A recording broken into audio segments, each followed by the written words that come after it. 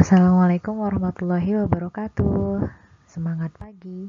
Hari ini saya akan berbagi tentang bagaimana jejak sel atau cedera sel bisa terjadi. Yuk kita simak.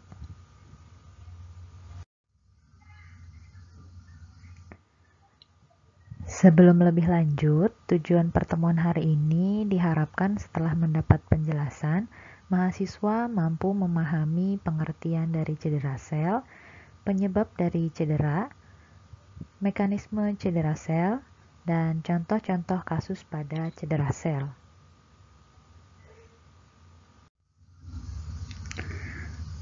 Secara definisi, cedera sel diartikan sebagai berbagai stres akibat perubahan dalam lingkungan internal dan eksternal sel. Semua sel tubuh memiliki mekanisme bawaan loh untuk menghadapi perubahan lingkungan sampai batas tertentu. Nah, di sini ada diagram bagaimana sel normal ini jika mengalami stres, bisa stres bentuk ringan, stres sedang, sampai stres yang berat.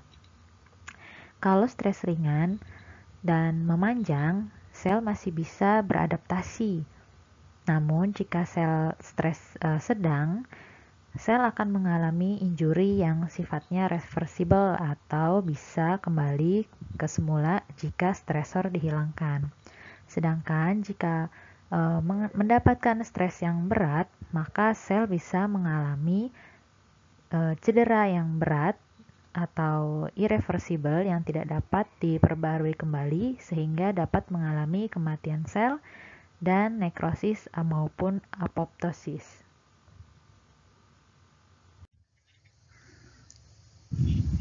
Berikut ini merupakan gambaran yang membandingkan antara sel normal dengan sel yang mengalami nekrosis dan apoptosis. Di mana kita lihat di sini sel yang mengalami nekrosis ini terpecah-pecah ya antara membrannya, kemudian organelnya, nukleus, dan komponen-komponen lainnya dari sel.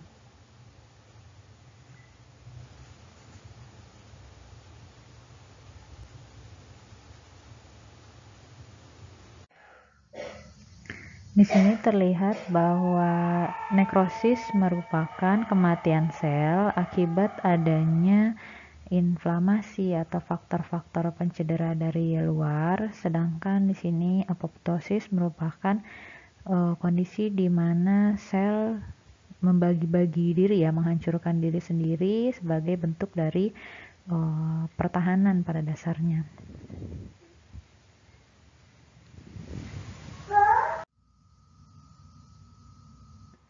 Nah, respon sel terhadap stimulus yang berbahaya ini tergantung pada tipe cederanya, durasi atau lama terpapar stresornya, kemudian tingkat keparahan yang diterima oleh sel. Namun, ada kemungkinan bagi sel yang cedera ini untuk kembali pada kesehatannya gitu ya, atau disebut sebagai reversible. Kemudian cedera pada jaringan dan organ ini tentu saja dimulai pada tingkatan sel. Seperti yang kita ketahui, sel merupakan bagian terkecil dari satu organ. Sehingga ketika sel mengalami cedera, maka jaringan juga akan mengalami cedera, begitu juga organ tertentu. Nah, sejarah sel ini sendiri, dulu ada seorang ilmuwan yang bernama Rudolf Virchow di sekitar tahun 1821 sampai 1902 dikenal sebagai Bapak Patologi Seluler. Beliau melakukan penelitian atau studi tentang sel yang sakit pada pengamatan perubahan struktural atau lesi secara morfologis. Namun, Virchow juga menyadari bahwa perubahan biokimia dalam sel yang mendahului munculnya lesi lebih lengkap menjelaskan gangguan fungsional pada suatu penyakit. Sel dan dalam beberapa kasus merupakan satu-satunya perubahan yang dapat dideteksi. Jadi, ahli patologi harus selalu mengkolerasikan lesi dengan basis biokimia dan ingat bahwa sel dapat rusak secara fungsional, secara biokimiawi, namun tidak memiliki perubahan morfologi yang jelas. Nah, singkatnya, cedera sel ini mengganggu homeostasis seluler. Sel dilukai oleh banyak dan berbagai penyebab ya atau agen etiologi dari sumber intrinsik maupun ekstrinsik. Namun semua penyebab ini dan jumlahnya yang banyak sekali ini hanya mengaktifkan satu atau lebih dari 4 mekanisme biokimia umum yang terakhir menyebabkan cedera sel. Nanti akan kita lihat apa saja.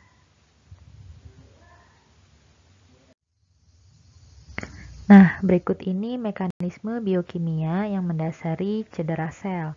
Yang pertama, adanya depresi ATP atau adenosin trifosfat. Yang kedua, permeabilitas membran sel. Ketiga, gangguan jalur biokimiawi. Dan yang keempat, adanya kerusakan DNA.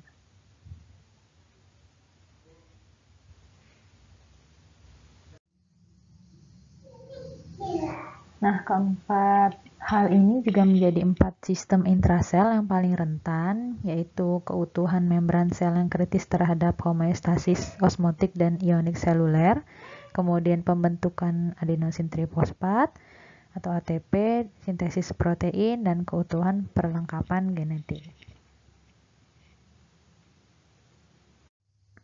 Sel juga memiliki kemampuan terbatas dalam menghadapi suatu cedera, tergantung pada jenis sel dan sifat cederanya.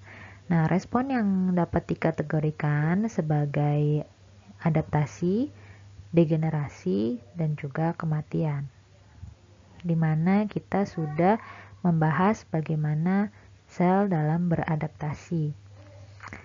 Sebuah sel dapat beradaptasi dengan stimulus atau cedera subletal secara positif dengan meningkatkan efisiensi atau produktivitas atau mengalami degenerasi dengan kapasitas fungsional yang berkurang. Nah, respon terhadap cedera ini sifatnya reversibel atau dapat kembali dengan restorasi akhirnya yaitu berupa penyembuhan secara struktur dan fungsi seluler normal kembali atau mendekati normal. Atau bisa juga terjadi irreversibel dengan perkembangan dari degenerasi hingga mengalami kematian sel. Kerusakan DNA yang tidak dapat diperbaiki dapat mengakibatkan penghentian pertumbuhan permanen seperti penuaan, kematian sel, atau transformasi ganas ke ganasan.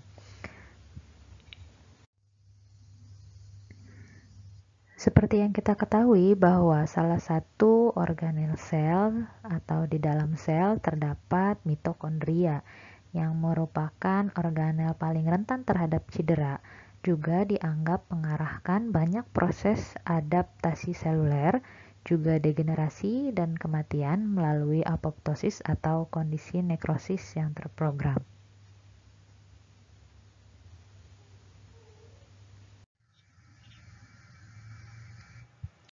Adapun penyebab cedera sel dapat reversibel maupun irreversibel. Ini bisa secara luas diklasifikasikan menjadi 2 kelompok besar yang didapat maupun penyebab secara genetik. Adapun penyebab yang didapat misalnya seperti hipoksia dan iskemia, agen fisik, bahan kimia dan obat-obatan, agen mikroba, agen imunologi, gangguan nutrisi, dan faktor psikologi. Nah, kita akan bahas satu persatu apa saja yang termasuk dalam penyebab yang didapat dan penyebab genetik.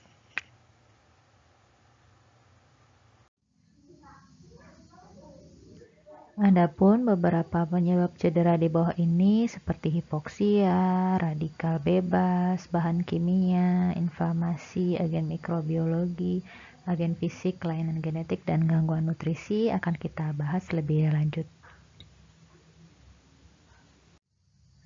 Pertama kita akan membahas penyebab cedera dari hipoksia. Kita tahu bahwa sel dari setiap jaringan yang berbeda pada dasarnya membutuhkan oksigen untuk menghasilkan ATP atau energi dan melakukan fungsi metabolisme. Nah, kondisi kekurangan oksigen ini mengakibatkan hipoksia atau anoksia, yang berarti sel mengalami kegagalan untuk melakukan aktivitas metabolisme tersebut, ya. Kemudian juga untuk menghasilkan energi, gitu ya. Nah, penyebab yang paling umum dari hipoksia ini adalah iskemia, ya, kondisi di mana sel-sel kurang mendapatkan oksigen, ya, atau aliran darahnya berkurang ke dalam sel. Atau juga kondisi anemia, kemudian juga keracunan karbon monoksida, insufisiensi kardiorespirasi, dan adanya peningkatan kebutuhan jaringan.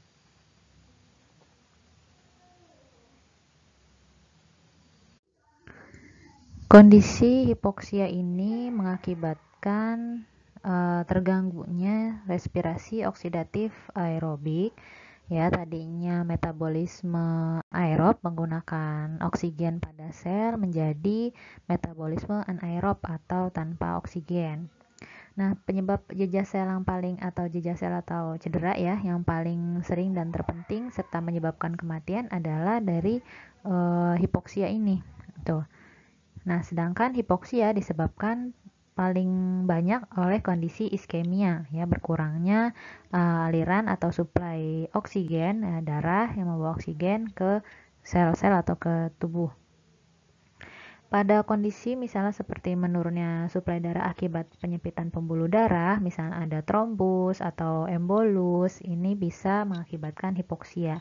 Juga misalnya ada desakan massa ekstraseluler, seperti pada kondisi tumor misalnya.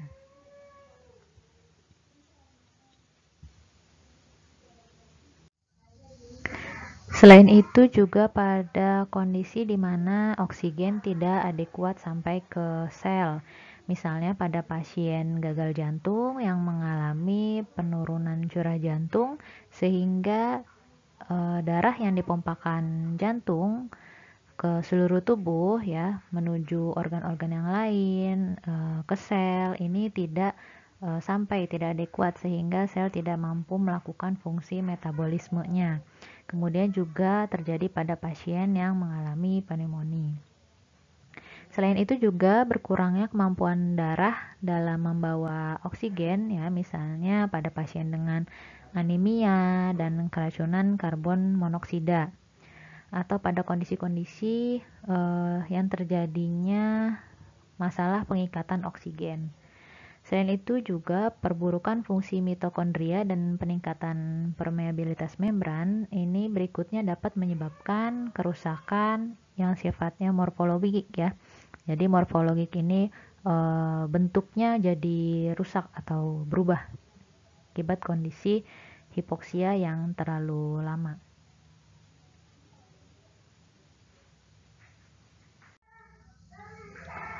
Nah, secara detailnya, mekanisme yang terjadi pada kondisi hipoksia adalah ketika oksigen ini kan sebetulnya digunakan sel untuk membentuk ATP, ya, tadi. Nah, ketika suplai oksigen menurun, ini ATP pasti akan berdampak hasilnya jadi berkurang. Sehingga pada kondisi ini fungsi pompa natrium menurun karena kita tahu bahwa pompa natrium ini bekerja membutuhkan energi, ya, bekerjanya secara aktif sehingga membutuhkan energi. Ketika ATP atau energi yang dihasilkan kurang, maka fungsi pompanya juga akan menurun. Kemudian akibatnya apa? Akan terjadi akumulasi natrium di intrasel atau di dalam sel dan difusi perpindahan, ya, kalium ke ekstrasel. Dari kondisi ini akan terjadi glikolisis anaerob meningkat disertai peningkatan adanya adenosin monofosfat atau AMP yang mengakibatkan rangsangan terhadap enzim fosfofruktokinase. Kemudian dalam kondisi ini juga terjadi akumulasi asam laktat dan fosfat anorganik akibat adanya hidrolisis ester fosfat. Nah, kondisi ini semua mengakibatkan terjadinya perubahan pH di intrasel. Penurunan kadar pH dan ATP ini mengakibatkan ribosom lepas dari retikulum endoplasma dan polisom untuk berdisosiasi menjadi monosom, ya, sehingga terjadi penurunan sintesis protein. Kondisi perburukan fungsi mitokondria dan peningkatan permeabilitas membran selanjutnya menyebabkan kerusakan morfologik yang tadi sudah sempat kita bahas. Pada kondisi ini juga sitoskeleton menjadi rusak dan permukaan sel akan terlihat menggelembung, kemudian mitokondria, retikulum endoplasma, dan semua sel tampak bengkak karena pengaturan osmotik sel itu menjadi hilang, sehingga bentuknya juga jadi berubah. Ya, ini misalnya bisa terjadi pada kondisi clubbing finger ya, kalau misalnya kita perhatikan bentuk-bentuk pada kondisi clubbing finger itu jarinya menggelembung ya bentuknya, kemudian juga warnanya keunguan.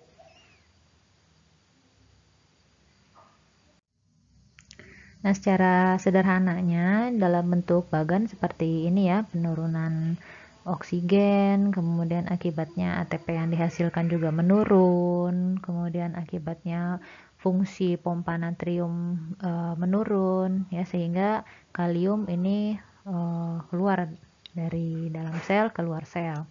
Kemudian juga dari kondisi ATP yang menurun ini mengakibatkan peningkatan glikolisis anaerob, di mana mengakibatkan penurunan glikolisis dan peningkatan asidosis laktasid ya, terjadi penurunan pH ya, jadi asam kondisi di selnya sehingga terjadi pengumbalan kromatin.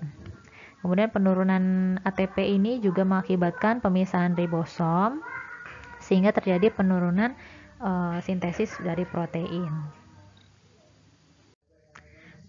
Pada situasi cedera sel akibat radikal bebas, ini kita tahu bahwa radikal bebas merupakan bahan kimia dengan satu elektron tanpa pasangan ya. Jadi dia sifatnya reaktif dan bereaksi dengan bahan kimia anorganik dan organik protein lainnya, serta juga lemak, kemudian DNA dan RNA ya, ini sangat aktif sekali. Misalnya contohnya OH-, H+, dan O2-. Nah, ketika radikal bebas ini bereaksi, dia dapat menghasilkan radikal bebas baru sehingga membentuk rantai reaksi. Kondisi ini bisa hilang ya, reaktivitas ini bisa hilang atau dihentikan dengan enzimatik. Adapun efek dari radikal bebas terhadap sel yaitu terjadinya peroksidasi membran lipid, terutama akibat dari OH. Nah, peroksidasi lipid ini merupakan suatu proses terjadinya degradasi lipid secara oksidatif. Peroksidasi lipid proses di mana radikal bebas ini mengikat elektron-elektron lipid pada membran sel yang berakibat pada terjadinya kerusakan sel. Selain itu, efek radikal bebas juga mengakibatkan kerusakan protein, terjadi cross-linking antara asam amino, peningkatan efektivitas enzim protease. Kemudian efek radikal bebas lainnya yaitu adanya kerusakan DNA, di mana pembentukan strand tunggal yang berakhir dengan kematian sel atau malah terjadi transformasi ke arah keganasan. Seperti yang di awal saya sampaikan bahwa pada kondisi cedera sel ini dapat bersifat reversible dan irreversible. Nah, pada kondisi cedera atau injury ya, jejas ini akibat radikal bebas, ini ada beberapa cara untuk menetralkan radikal bebas, di mana kita tahu bahwa kecepatan kerusakan spontan meningkat bermakna oleh kerja superoksida dismutase atau SOD yang ditemukan pada banyak tipe sel. Kemudian juga glutation ya atau GSH peroksidase ini dapat melindungi sel agar tidak mengalami jejas dengan mengatalisis perusakan radikal bebas.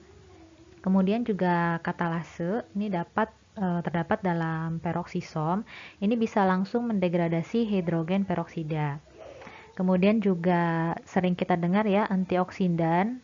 Antioksidan ini ada eksogen, misalnya seperti vitamin, vitamin E, vitamin A, vitamin C, serta beta karoten. Nah, ini biasanya kita dengar ya antioksidan untuk menangkal radikal bebas seperti itu. Berikutnya cedera atau jejas akibat dari paparan bahan kimia dan obat-obatan. Pada dasarnya semua bahan kimia ini dapat menyebabkan cedera pada sel. Ya, bahkan zat yang dianggap tidak berbahaya seperti glukosa atau garam dapat menyebabkan jejas atau kematian sel apabila konsentrasinya cukup banyak. Ya, sesuatu yang berlebihan memang tidak baik ya. Nah, pada kondisi ini terjadi gangguan terhadap keseimbangan osmotik yang dapat mengakibatkan cedera atau kematian sel. Ada beberapa bahan kimia yang larut dalam air, ya efeknya langsung terhadap molekul sel atau komponen dari sel ya, organel-organelnya. Misalnya seperti bahan HgCl, sianida, antibiotik, dan kemoterapi. Nah, pada HgCl2 ini atau merkuri berikatan dengan gugus SH ya, atau atom sulfur dan hidrogen. Protein membran permeabilitasnya menjadi naik dan transport yang energi dependennya terhambat. Kemudian juga untuk sianida ini dapat merusak enzim pada mitokondria. Sedangkan untuk yang bahan kimia larut dalam lemak, ini efeknya tidak langsung karena dimetabolisir dulu menjadi metabolit yang reaktif dan toksik sifatnya. Contohnya misalnya karbon tetrakloride atau CCl4.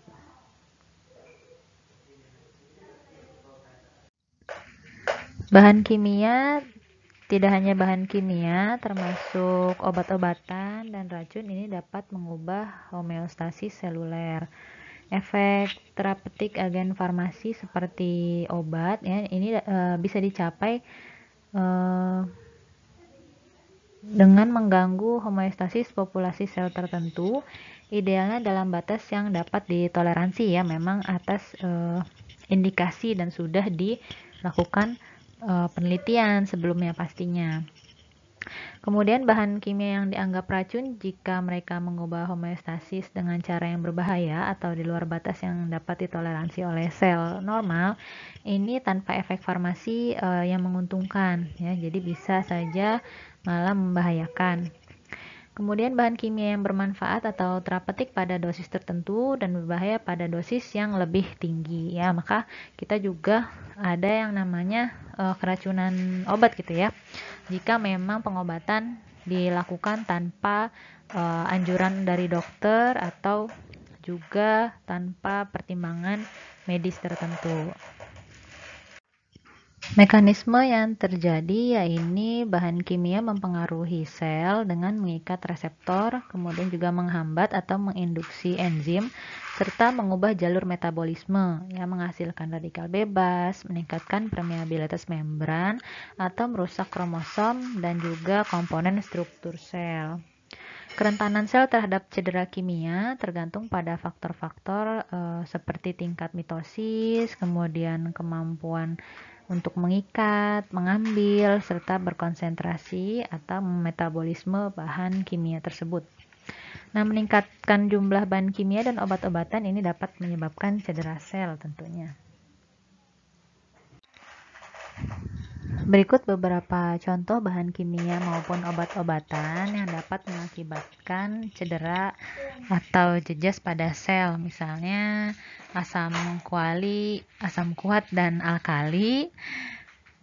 Kemudian pencemar lingkungan ya. Kemudian juga insektisida dan pestisida, oksigen yang berkonsentrasi tinggi, jadi ada istilahnya keracunan oksigen ya. Kemudian juga glukosa dan garam hipertonik, serta alkohol dan obat-obatan narkotika. Selain itu juga pemberian obat terapeutik yang tidak sesuai dengan dosis ya, kemudian juga pewarna dan pengawet makanan.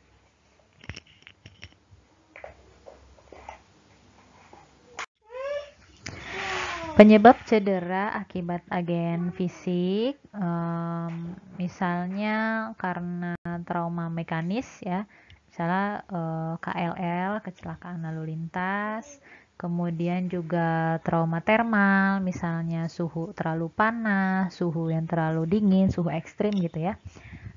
Kemudian juga listrik atau tersengat listrik, kemudian juga radiasi, misalnya sinar ultraviolet, juga perubahan tekanan atmosfer yang cepat.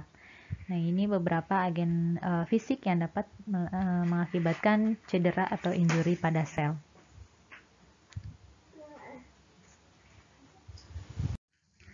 Selain agen fisik, terdapat juga agen infeksius atau mikrobiologi yang dapat mengakibatkan cedera pada sel. Misalnya virus ya, dari yang submikroskopik sampai bentuknya cacing pita yang panjangnya beberapa meter gitu ya. Kemudian juga bakteri, rickettsia, fungi, ya ini bisa menyebabkan jejas pada sel. Kemudian juga protozoa dan parasit-parasit lainnya. Nah, agen infeksius atau akibat dari cedera mikrobiologi ini berbeda dengan penyebab cedera lainnya ya, karena dalam hal ini mikrobiologi atau agen infeksius ini dapat bereplikasi ya, begitu mereka mendapatkan akses ke sel atau jaringan. Nah, mikroba juga bisa menular berkisar dari molekul protein tanpa asam nukleat melalui mikroba ya, misalnya virus dan bakteri, sehingga parasit makroskopik dan melukai sel dengan berbagai cara. Virus juga cenderung menumbangkan sintesis DNA sel inang dalam produksi produk gen mereka sendiri. Nah, banyak bakteri juga yang menghasilkan racun. Cedera diperparah pada banyak penyakit menular oleh inflamasi, kemudian juga respon imun terhadap mikroba yang sifatnya infeksius.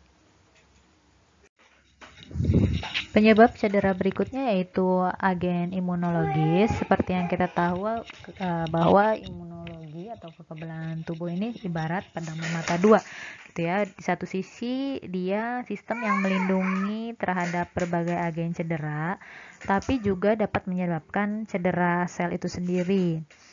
Nah, kondisi disfungsi imunologis dapat mengakibatkan cedera sel melalui kegagalan untuk merespons secara efektif atau terjadi imunodefisiensi terhadap mikroba menular atau antigen asing berbahaya lainnya, atau melalui respon yang berlebihan misalnya pada kondisi alergi, hipersensitivitas gitu terhadap antigen asing, atau reaksi yang tidak tepat terhadap antigen diri atau biasanya disebut autoimun.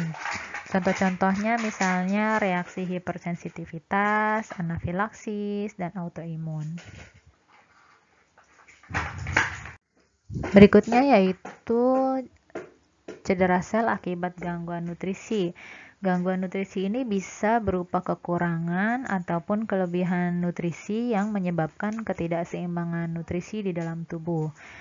Penyakit-penyakit defisit nutrisi dapat disebabkan oleh defisiensi keseluruhan nutrisi seperti kelaparan maupun gangguan kalori protein ya, misalnya pada kondisi marasmus, kwashiorkor, atau misalnya kondisi gangguan mineral seperti anemia atau elemen lainnya. Kelebihan gizi juga masalah di Indonesia ya, misalnya obesitas, ini terutama pada orang dengan aterosklerosis, kemudian penyakit jantung dan hipertensi, ini menjadi faktor resiko yang bisa berakibat pada masalah kesehatan lainnya.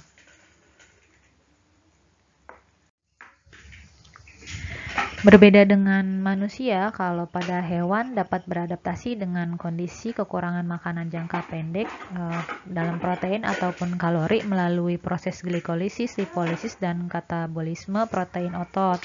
Namun kelaparan jangka panjang ini dapat menyebabkan atrofi sel dan jaringan. Sebaliknya, kelebihan kalori dapat membebani sel dengan glikogen dan lipid dan menyebabkan obesitas dengan gangguan metabolisme yang mempengaruhi hewan menjadi obesitas dan mempengaruhi berbagai kondisi kesehatan sehingga mengalami penyakit. Defisiensi diet tertentu atau ketidakseimbangan asam amino esensial, asam lemak, vitamin, atau mineral juga dapat menyebabkan pengecilan otot, penurunan tinggi badan, peningkatan kerentanan terhadap infeksi, gangguan metabolisme, dan penyakit lain. Nah, ini tergantung pada elemen mana yang hilang dari atau tidak proporsional dalam diet yang dilakukan oleh tubuh. Makanya ada diet-diet yang terlalu ekstrim ya, sebetulnya itu juga tidak baik untuk jangka panjangnya karena pasti ada ketidakseimbangan nutrisi di dalam dirinya. Berikutnya, cedera akibat psikologis. Ternyata ada sejumlah perubahan kimia atau morfologi spesifik pada penyakit mental. Secara umum ini didapat karena stres mental, ketegangan, kecemasan, kemudian terlalu banyak bekerja dan frustasi juga bisa menjadi penyebab. Kondisi-kondisi lain misalnya kecanduan narkoba, kemudian alkoholisme, dan merokok ini mengakibatkan berbagai penyakit seperti kerusakan hati, bronkitis kronis, kanker paru, tukak lambung, hipertensi, dan penyakit jantung iskemik atau penyakit lainnya. Cedera sel juga dapat terjadi karena adanya kelainan genetik. Di negara-negara barat, cacat genetik merupakan hanya sekitar 50% total kematian banyak pada masa bayi dan anak-anak. Namun sayangnya di negara berkembang dan di bawah negara berkembang ini 90%-nya kematian bayi ya terjadi akibat kecacatan kelainan genetik ini. Nah, kasus-kasus kelainan genetik misalnya seperti cacat perkembangan ya karena kesalahan dalam morfogenesis, misalnya fetal alcohol syndrome atau TORCH ya, efek dari TORCH. Kemudian ada kondisi defek sitogenik yang berupa kelainan kromosom, misalnya Down syndrome, kemudian sindrom Klinefelter. Kasus genetik lainnya misalnya cacat gen tunggal ya atau pada sindrom Mendel, contohnya sickle cell anemia dan thalassemia. Kemudian juga kondisi storage disease atau kesalahan metabolisme bawaan dan disorder with multifunction inheritation. Nah, kelainan genetik ini menyebabkan perubahan patologis ya, bisa yang mencolok maupun tidak mencolok. Misalnya yang mencolok itu seperti malformasi kongenital pada sindrom Down ya, terlihat biasanya dari moon face ya, kelihatan wajahnya berbeda, jarak antar matanya lebar, kemudian juga biasanya disertai dengan gangguan-gangguan organ lainnya. Kemudian yang tidak mencolok misalnya seperti substitusi asam amino tunggal pada HBS anemia sel sabit.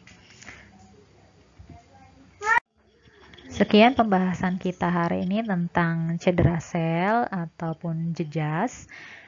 Berikut ini adalah beberapa daftar referensi yang bisa kalian baca lebih jauh untuk menambah pemahaman. Terakhir saya ucapkan terima kasih sudah menyimak, semoga bermanfaat. Assalamualaikum warahmatullahi wabarakatuh.